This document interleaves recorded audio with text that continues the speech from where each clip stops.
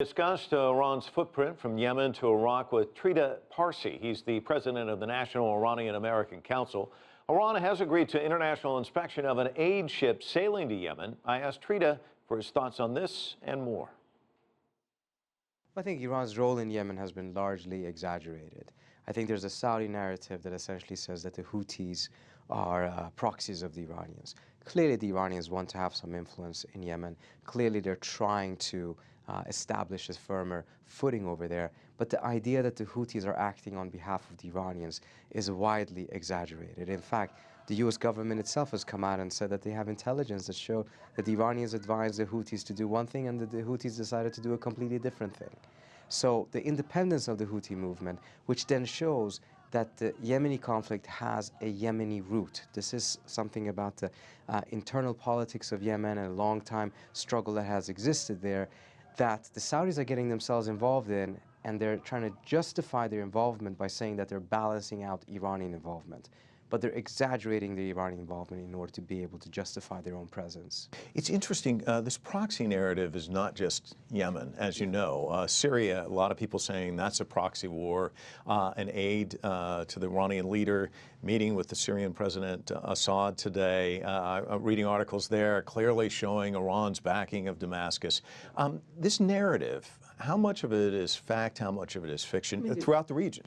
There's certainly a lot of truth to many of these narratives. And so, for instance, in Syria right now, there is a Syrian conflict. There's also a dimension of that conflict that is, at least to a certain extent, driven or supported by Saudi and Iran in the sense that they're supporting opposite factions and groupings there. So there is that dimension. But sometimes the narratives get out of hand because you're talking about this as if it is a conflict solely between Iran and Saudi Arabia, and that if they stop fighting, everything would just be fine.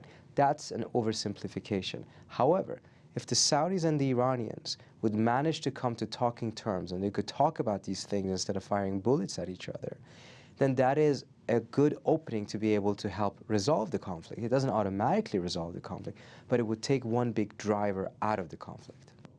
Iraqi leadership calling on Iranian-backed Shia militias to take a more active role. Of course, we saw what happened with ISIS.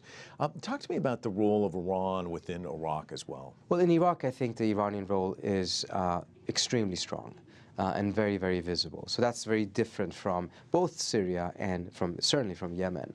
But in Iraq, Iraq is right on the border of Iran. The Iranians lost 1 million people in the Iraq-Iran war. To them, Iraq is absolutely essential. They cannot allow Iraq to fall into the hands of a hostile power or a hostile government, such as ISIS, or in a US-backed government that would use Iraq as a staging ground for an attack on Iran. That's why they've invested very, very heavily in Shia groups and militias, etc. And that's oftentimes been seen as a major problem, and for good reasons. But at the same time, we're at a moment right now in which the Iraqi army clearly has proven itself on more than 2 occasions now, incapable of taking on ISIS, perhaps unwilling to a certain extent. And the choice then increasingly becomes between the Shia militias and ISIS. And there, it's a tough choice for the United States, but much leans towards making sure that ISIS is eliminated first. We've talked about Syria, we've talked about Iraq, we've talked about Yemen. And there seems to be a lot of people who want to connect all the dots and look at it as one big story. Is that a correct way to look at it, or is it better to look at it as this is a story, this is a story, and this is a story, instead of connecting all 3 together? I would do both, because there is connectivity. There is a larger geopolitical situation in the region in which the Saudis and the Iranians are fighting each other in different areas, in different theaters. But the issue is this: the different theaters are different. Iraq is not the same as Yemen, nor is it the same as Syria, and Syria is not the same as Yemen.